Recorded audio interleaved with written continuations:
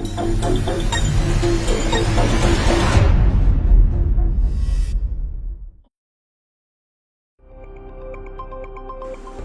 आज के इस शो में स्वागत करते हैं रवि किशन जी का।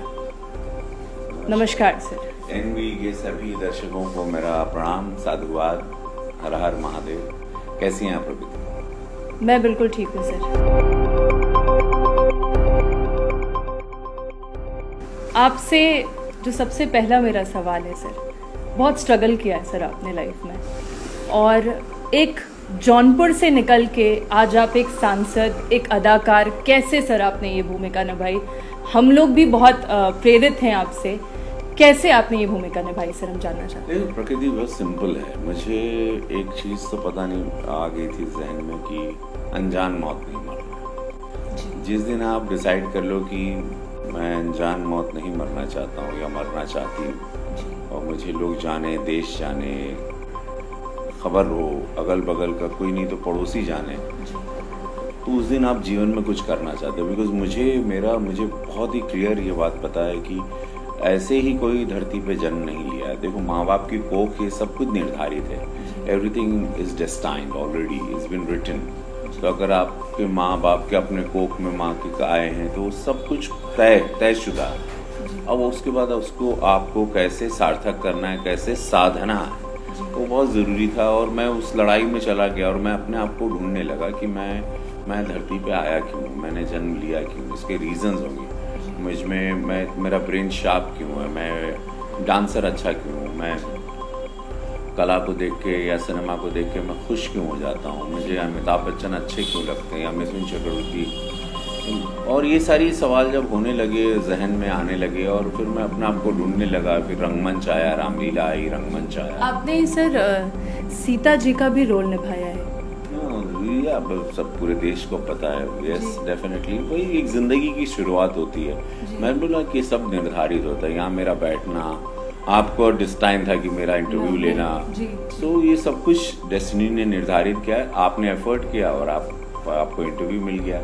उसी तरह मैंने एफर्ट किया तो मैं गोरखपुर का सांसद बन गया। यहाँ की जनता ने, देवतुल जनता ने, महाराज जी के आशीर्वाद से, प्रधानमंत्री जी के आशीर्वाद से और पूरे संगठन के आशीर्वाद से 7 लाख से ऊपर वोट दिया, और मैं आज सांसद के रूप में बोलने के, इस गोरखपुर के चैनल के माध्यम से मैं बोलने के काबिल हूँ। एक अदाकार रहे हैं सर आप, फिर आप आज भी रिसेंट आपकी बाटला हाउस भी आई थी, और इस समय आप सांसद हैं। इन दोनों भूमिका को आपने कैसे मैनेज किया सर? कलाकार था तो ही मैं सांसद बना। तो मुझे फैंस लोग देखना चाहते हैं। 450 भोजपुरी किए, हम 650 फिल्म किए हैं। देश के सारे श्याम बेनेगल, मणिरत्नम, अनुराग कश्यप, तिग्मांशु धुलिया, श्री राम राघवन, कोई डायरेक्टर ऐसा नहीं जिनके साथ मैंने काम नहीं किया हो। हिंदी हो और बड़ी फिल्में हो, साउथ की बड़ी फिल्में हो, वेब सीरीज हो, बिग बॉस में हो। बिग बॉस में फर्स्ट जब शुरू हुआ था, जिंदगी झंडबा फिर भी घमंडबा, तो वो वहाँ से लोगों ने इतना मेरे रूप देखे हैं। टीवी शो किया मैंने, विष्णु पुराण। सर, जो एक लाइफ में एक पहला ब्रेक मिलता है इस इंडस्ट्री में, बॉलीवुड में, कहाँ पे आपको वो ब्रेक मिला? जैसे मेरे लिए आज एक ब्रेक है कि मैं आज रवि किशन जी का इंटरव्यू ले लूँ, आपके लिए वो ब्रेक का?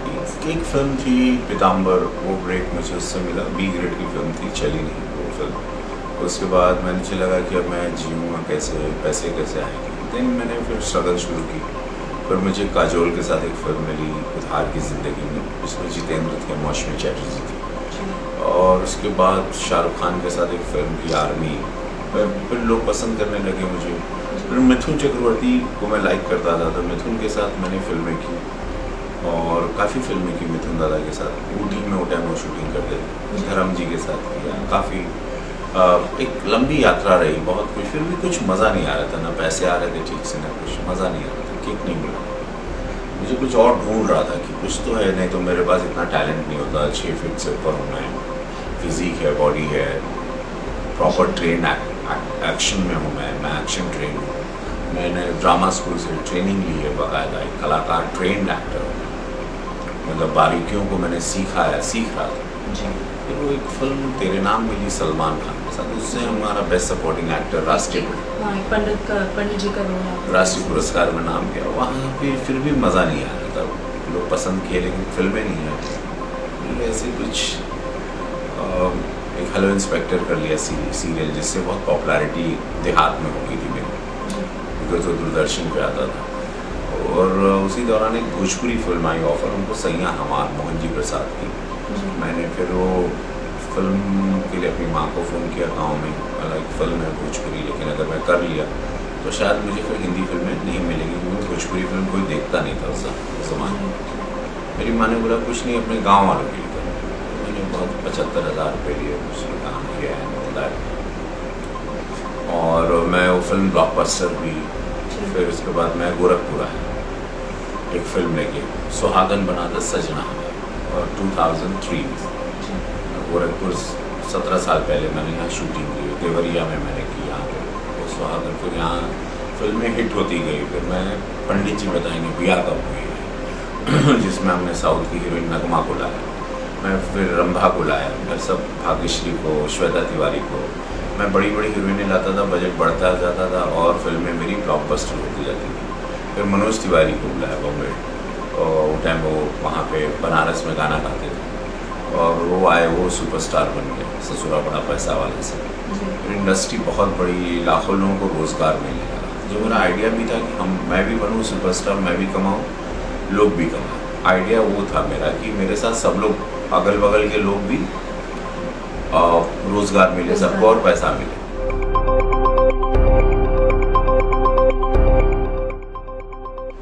अगर आज की डेट में कोई युवा पीढ़ी यहाँ से निकलती है, अभी जो रिसेंट सुशांत सिंह राजपूत का केस हुआ सर, क्या लेसन्स, क्या बातों को ध्यान रखते हुए बॉलीवुड में एंटर करना चाहिए? ये कुछ नहीं, भोजपुरी के लिए मैंने महाराज जी से, सीएम साहब से बोला है कि यहीं एक इंडस्ट्री गोरखपुर में बना, ताकि लोगों को जाना नहीं पड़े। और एक हिंदी के लिए उन्नाव की तरफ, लखनऊ के एयरपोर्ट के पास ज़मीन देखी जा रही है, वहाँ पे बनाएंगे तो बच्चे यहीं रहेंगे अपने, वहाँ जाएंगे नहीं। शहर बड़ा है, महंगा है, शराब है, आजकल ड्रग्स आ गया है, चरस गांजा पहले हुआ करता था, आजकल बहुत ही केमिकल्स आ गया, कोकेन है, LSD, एक्सट्रेसी है, MD है, बहुत सारे अलग अलग नाम है जो बहुत महंगे नशे हैं। लोग लत लग जाती है, शराब की लत लगती है, माँ बाप से दूर रहते हैं। तो बशर्ते तो ये एक अवसर रहेगा, अगर यहाँ पे फिल्म सिटी होती है तो बहुत बेहतरीन अवसर रहेगा यहाँ की युवा पीढ़ी।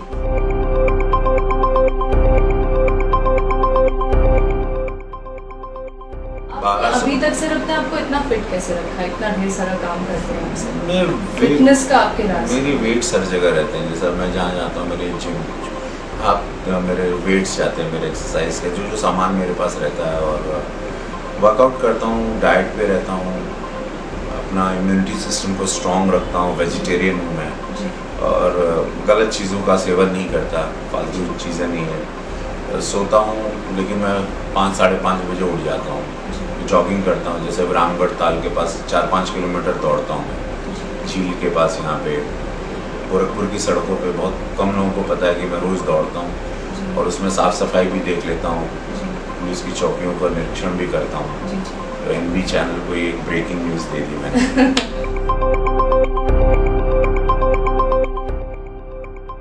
गोरखपुर के सांसद के रूप में सर क्या विकास के बारे में सोचा है आपने गोरखपुर में, क्योंकि अभी आप सांसद हैं, हम चाहते हैं आने वाले सालों में जब भी कोई सांसद आए तो गोरखपुर में आप ही सांसद हों, इस तरीके से आपने विकास के रूप में क्या सोचा है? देखिए, मैं महाराज जी ने यहाँ पे 20,000 करोड़ से ज़्यादा इन्वेस्ट किया हुआ है, जो सिर्फ इसको ग्रो करने के लिए। यहाँ फर्टिलाइज़र, प्रधानमंत्री मोदी जी ने यहाँ पे फर्टिलाइज़र ले आए हैं, एम्स आ गया है, यहाँ पर चीनी कारखाना महाराज जी ने शुरू कर दिया है, सड़कें यहाँ 6 लेन 4 लेन हो रही हैं, एकदम इसको दुबई के रोड मैप पे देख रहे हैं, इसको दुबई बनाना चाह रहे हैं, गोरखपुर को इतना हाईटेक हब बना देना चाह रहे हैं। 9 जहाज़ें शुरू हो गई, मैं एयरपोर्ट का चेयरमैन भी हूँ, जो सांसद रहता है वो चेयरमैन होता, तो वहाँ पे अभी मैंने अर्ली मॉर्निंग 8 o'clock फ्लाइट शुरू कर दी दिल्ली से, नाइट की फ़्लाइट अब शुरू कर रहा हूँ, एयरपोर्ट का विस्तार करना है, ग्रो करना है। गीडा में फैक्ट्रीज़ के लिए काफ़ी लोग आ रहे हैं, इन्वेस्टर्स आ रहे हैं, शूटिंग काफ़ी लोग आ गए हैं अभी मैं आपसे बात कर रहा हूँ तो यूनिट्स आ रही हैं यहाँ। शूटिंग अब सबको गोरखपुर में करना है, तो यहाँ के 1200 कलाकार हैं जो उनको भी रोज़गार मिलेगा, टूरिज़्म भी बढ़ेगा। शूटिंग वाले आएंगे तो उस राज्य को गोरखपुर में पैसा वो लोग खर्च करेंगे, होटल से लेके बनिया शॉप, पान शॉप, व्हाटएवर जो सामान, डीजल, पेट्रोल, गाड़ी, ड्राइवर, बहुत कुछ होता है लोकल, तो वो एक रोज़गार का माध्यम बनेगा। तो मुझे यहाँ की एक पोस्ट प्रोडक्शन का एक पूरा नेशनल स्कूल ऑफ ड्रामा जैसा यहाँ से अब जैसे प्रेक्षक गृह रामगढ़ ताल पे देखिए 2 थिएटर बन रहे हैं, ओपन थिएटर और एक उस तरफ, तो वैसे ही यहाँ पे रंगमंच बड़े बड़े कलाकारों को पूरे देश से मैं इनवाइट करूँगा कि आप यहाँ आके अपने प्लेस करिए। तो हमारे बच्चे गोरखपुर के ईस्टर्न यूपी के देखेंगे प्लेस और उन लोग यहाँ एक्टर्स बनेंगे, क्योंकि सारे लोग IAS IPS या डॉक्टर नहीं बन सकते। तो कुछ लोग एक्टर्स के लिए विधा, और एक्टिंग की विधा में कहीं म्यूजिक भी हो, संगीत भी हो, ये भी हो, लिरिसिस्ट भी हो, कलाकार भी हो, बहुत सारे, एक बड़ा आयाम है सिनेमा इंडस्ट्री में कमाने खाने का जीवन है। कोई लिखेगा, कोई पढ़ेगा, बहुत बहुत अवसर आएंगे, उससे एम्प्लॉयमेंट के बहुत सारे भी आएंगे।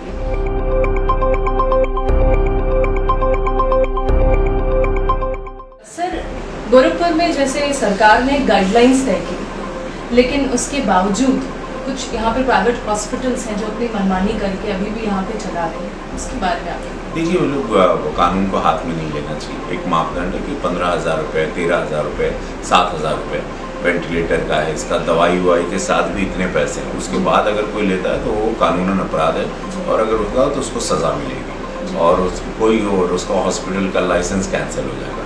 तो इस वक्त अगर सरकार ने, क्योंकि आप किसी गरीब को लूट नहीं सकते, आपको कोई अधिकार नहीं है। अगर कोई अस्पताल में आ रहा है तो उसको आप लूट नहीं सकते, ये नहीं बोल सकते डेड बॉडी नहीं देंगे, इतना पैसा दो। This is all wrong. अगर सीएम साहब ने एक तय किया तो सीएम मुख्यमंत्री का शहर है, सबको यहाँ पे तहजीब तमीज़ से रहना है, सबको एक डिसिप्लिन पालन करना है। ये गोरखपुर एक मिसाल साबित हो, और गोरखपुर का नाम आज पूरे देश में एक हब बना, इसको पूरा ईस्टर्न यूपी का हब देखा जा रहा है। आने वाले समय में 4-5 साल में इसकी काया पलट जाएगी। कोविड की वजह से हम लोग थोड़ा, कोरोना की वजह से पीछे हो गए, बट हम लोगों को इसको बहुत ग्रो करना है और इसको बहुत आगे ले जाना है। और उसके लिए निरंतर हम भी सब अपना काम धंधा छोड़ के, दिल्ली छोड़ के, पार्लियामेंट छोड़ के, कम्युनिटी मीटिंग में यहाँ पे ज़्यादा समय बिता रहा हूँ, मेहनत कर रहा हूँ और एकदम एक सिंपल लाइफ लीड कर रहा हूँ। बाढ़ग्रस्त इलाके में जा रहा हूँ। वो कोरोना में मैंने अपने कार्यालय से 3 लाख किलो अनाज बांटा गरीबों को जिनको ज़रूरत थी। यहाँ पर मदद होती है, हम लोग नॉन स्टॉप कॉन्स्टेंट मदद करने के लिए हमारे 24 घंटा निरंतर फ़ोन चालू रहते हैं। ये वो छवि जो थी सबको, ये हीरो है, आएगा जीतेगा चला जाएगा, वो छवि अब लोगों की बदल गई है। और लोग अभी ये सोचने लगे कि नहीं, तो क्योंकि लोग भूल गए कि मैं मिट्टी के घर से आया हूँ। लोग चल कर आते हैं, मैं रिंग कर ऊपर आया। मुझे लाइफ ने इतनी स्ट्रगल दी है, मैंने ज़िंदगी की राजनीति देखी है।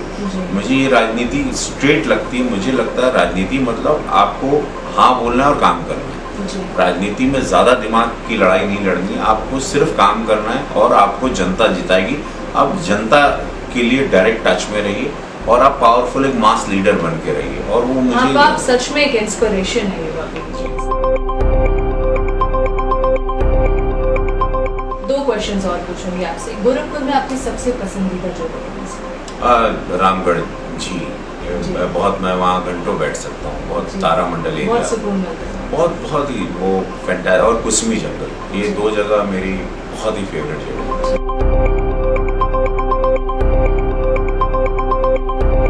यहाँ पे इस समय सर सब कुछ खुल चुका है शहर में। कोविड के बाद भी सारी चीज़ें खुल चुकी हैं। अन्य शहरों में अगर लखनऊ की बात की जाए, पास में बस्ती है, सब कुछ खुल चुका है। रेस्टोरेंट सर सिर्फ गोरखपुर में ही नहीं चल रहे, क्या वजह से रेस्टोरेंट, और कब रेस्टोरेंट्स खुलेंगे? NB चैनल के सभी दर्शकों को कहूँगा कि कल मैं CM साहब के साथ सुबह मंदिर में मिलने वाला हूँ, और ये 3 दिन के लिए शहर में। और मैं ये आपकी बात, आपने जो बात ये मुद्दा उठाया, एक मुहिम जो छेड़ी है आपने आपके चैनल के द्वारा, और गोरखपुर इसके लिए पसंद करता है आपके चैनल को, इतने ज़्यादा तादाद में देखने लगा है इसको।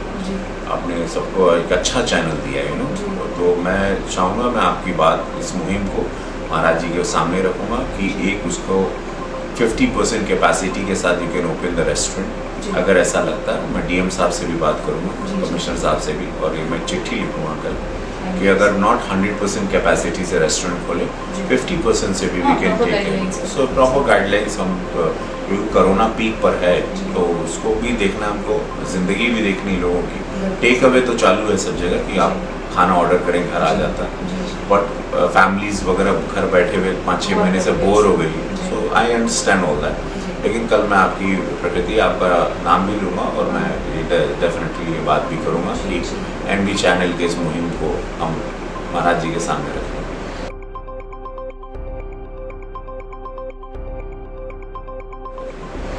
सुशांत सिंह राजपूत के मामले में से जो रिया चक्रवर्ती का नाम बार बार आ रहा है सर, उस मामले में आप क्या कहेंगे, कौन गलत है सर, क्या कहानी हो सकती है? देखिए, हमने प्रधानमंत्री और गृह मंत्री को चिट्ठी लिखी थी CBI जांच के लिए और मेरी बात सरकार ने मानी और मैं उनके सरकार को धन्यवाद देता हूँ। अब डेफिनेटली बिकॉज सुशांत मेरे जूनियर थे, मुझे बड़ा भाई मानते थे, सर बोलते थे, भोजपुरिया माटी का लड़का, और मुझे पता है भोजपुरिया लोग आत्महत्या नहीं करते, योद्धा टाइप के लोग होते हैं। सुशांत करोड़ों रुपए कमा रहा था, he was doing so well, 160 crore की इसकी लास्ट फिल्म छिछोरे ने बिजनेस की और ज़िंदगी को देख रहा था, टीवी सीरियल से नीचे से ऊपर आया था। वो जब इसकी गाड़ी 3.5-4 करोड़ की, तो उसके बाद मसराटी कार थी, उसके बाद सब कुछ था, बैंड्रा में रहता था, 4-5 लाख का खाली किराया पेंट हाउस का देता था अपना। सो वो लड़का अचानक पंखे पे क्यों लटकेगा? ज़िंदगी को देखने वाला, फ्लाइट उड़ाने वाला, पायलट भी बनना था, चांद पे भी जाना था उसको। He had so many dreams, वो अपने ड्रीम्स को कैसे किल कर सकता है? That's not possible। तो मेरा सवाल ये है कि जानना है कि वो रिया है उसके साथ जुड़ी नहीं, उनके भाई को अरेस्ट कर लिया गया ड्रग केस में, या जो भी है सारी चीज़ें CBI, आज नहीं तो कल जरूर सामने, बिकॉज CBI गई है बहुत, और ये ज़रूर पता चलेगा कि किसने प्रोवोक किया कि तुम सुसाइड कर लो, या किसने हत्या की, या कैसे हुआ, या किसी ने ड्रग दिया, या किसी ने रोज़ ड्रग दे दे के उसको लेवल पे पहुँचा दिया। वो सारी चीज़ें हम लोग को आ जाएगी। बड़ा अच्छा लगा प्रकृति तुमसे बात करूँ। का पूरा नाम क्या तुम्हारा? प्रकृति Tripathi. Very good, very good. एक आखिरी डायलॉग आपका, जिंदगी घमंडवा जिंदगी झंडवा गोरखपुर फिर भी घमंडवा, हर हर महादेव। बहुत बहुत धन्यवाद सर, बहुत।